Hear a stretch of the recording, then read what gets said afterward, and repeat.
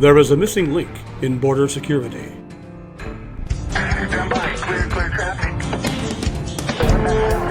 For years, the southern border with Mexico has been a scene of chaos. Hundreds of thousands of people cross the border illegally and are chased by the Border Patrol. Hundreds of thousands more are never seen.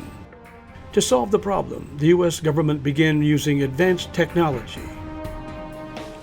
Undersecretary for Border and Transportation Security Asa Hutchinson said, "The development of UAVs in protecting the borders of the United States demonstrates the commitment this administration has to test new technology and systems to better secure America. This is another example of the department's support to gain operational control of the Arizona border." These and other airborne systems work in conjunction with conventional ground-based cameras and the age-old technique of dragging tires along the border and coming back to look for footprints. On the ground, new radar systems were installed to detect moving targets so an alert could be sounded. A new virtual fence system was installed along part of the border in Arizona. The National Guard was deployed, followed by units of the regular Army. The Secure Fence Act of 2006 led to miles of new fencing and barriers along the border with Mexico, some good and some not so good.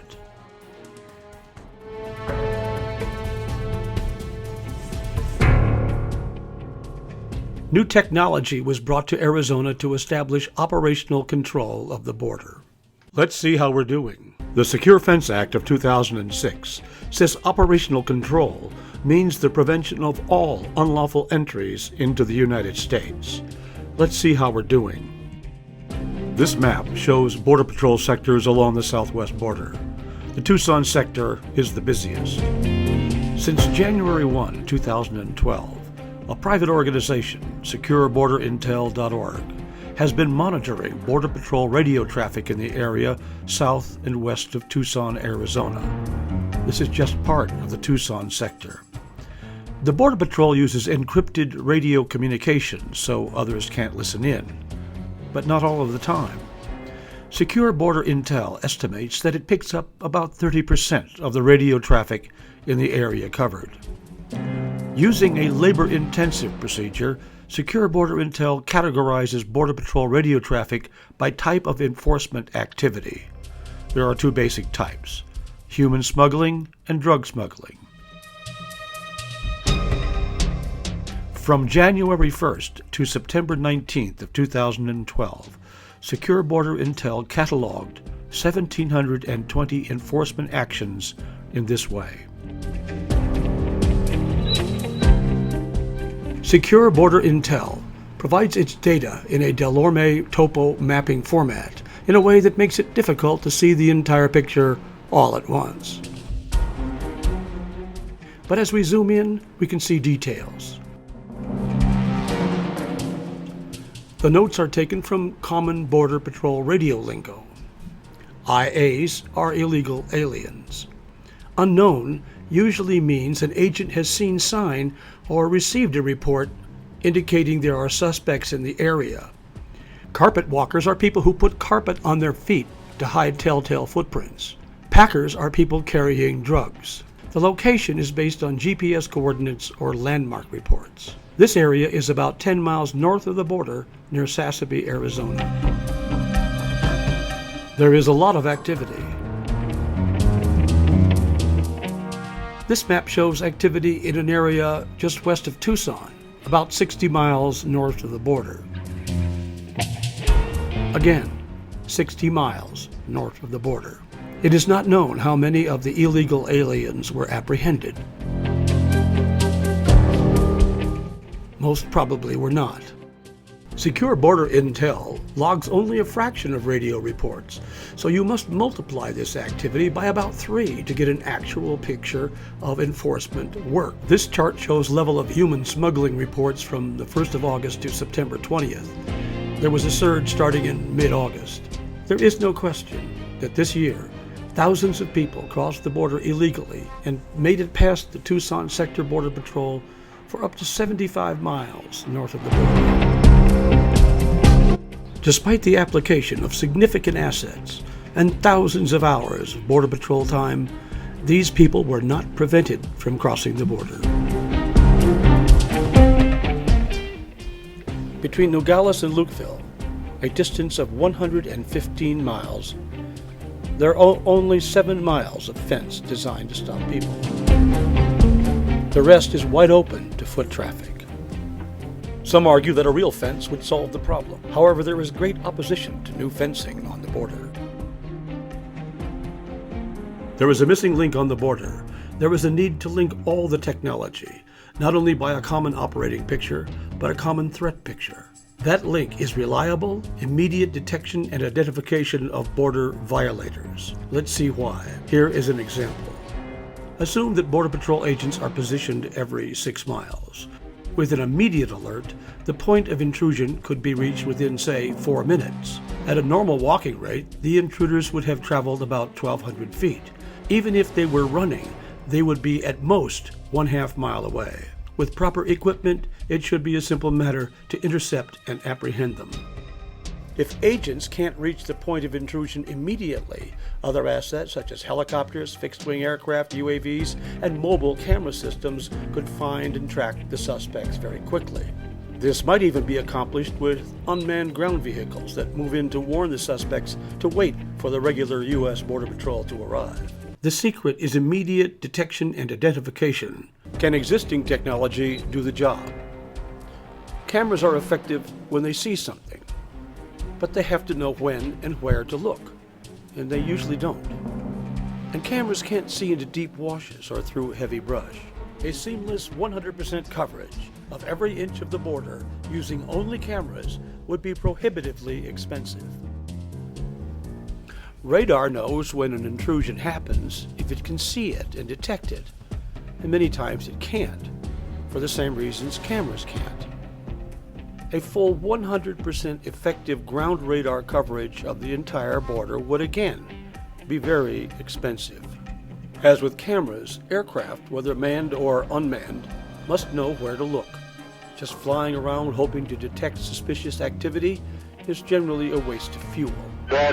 We're not picking up anything. Existing ground sensors might do the job, but according to a study by the Inspector General of the Department of Homeland Security, they are extremely unreliable, with a false alarm rate in excess of 90%. And their coverage is generally very spotty. Here is the missing link. After 10 years of work on the border, a small Arizona company, Border Technology, Inc., has developed Identiseis, a system that detects and identifies border intruders on a continuous, unbroken line with great reliability. Identiseis uses the same seismic exploration technology applied by oil companies, modified to detect signals on the surface instead of deep underground. The basic sensor is similar to that used in U.S. Border Patrol ground sensors, with some major differences. Instead of a single sensor or geophone operating off a battery with a transmitter, Identiseis connects 12 geophones together to operate as one sensor. All of the geophones or sensors are connected by a common cable to a seismograph that converts the signals to digital data. Seismographs are placed every half mile. They are operated off a solar-powered battery system. A computer processes the data from the seismograph using an algorithm that determines if a threat is present. There is one such computer every 5 miles. Also every 5 miles, an IP-based radio link sends alarms to a solar-powered satellite link. There is one satellite link about every 40 miles. With the exception of solar panels and antenna, the entire system is buried underground. Identiseis can detect humans walking at a range greater than 600 feet, or about 180 meters. Individual ground sensors used by the Border Patrol have a range of about 30 feet. The greater range of Identiseis gives its algorithm much greater time to analyze the signals before it sounds an alarm. In the following, you will see an actual test of how Identiseis adjusted to rainfall. The test was performed at Border Technology's test range on the Mexican border in southern Arizona. The fence is at the border. It runs 5 miles to the west. The number 6 is 600 feet from the sensor line. 30 seconds. Copy. The algorithm is establishing the background noise level. 1/2 mile of the system has been installed at this test site. Okay, begin walking, gentlemen.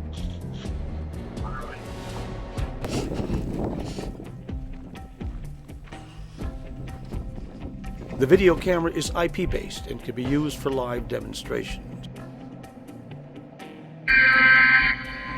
Get on 6. For people.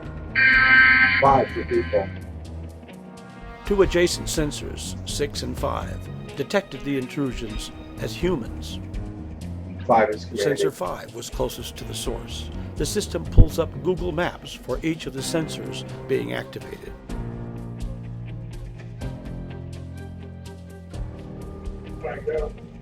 Okay, begin. The algorithm adjusts to changing background environmental conditions.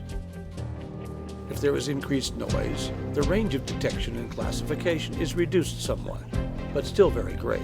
Fixed sources of noise, such as power transformers, are handled by electronic filters.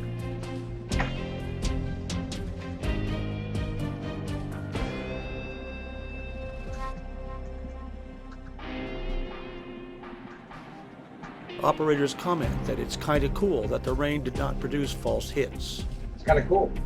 You're not getting a lot of false hits. Just picked you up right now on 5. Good deal. On 300 feet.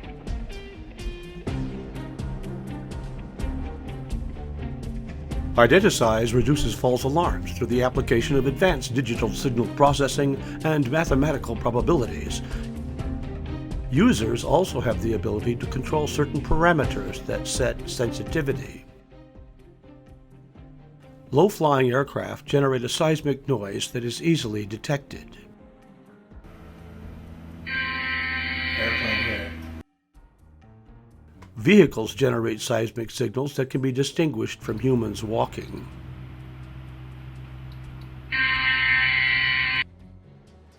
With its long-range detection capability, Identiseis could be used to deter persons from crossing the border in the first place. All major components of the Identiseis system have been proven reliable after years of use by oil companies. The same applies to radio links such as the Motorola Canopy system and the Hughes Satellite Internet link. Under conditions similar to those on the southwest border, Identiseis can be installed for about $100,000 a mile, not including cameras.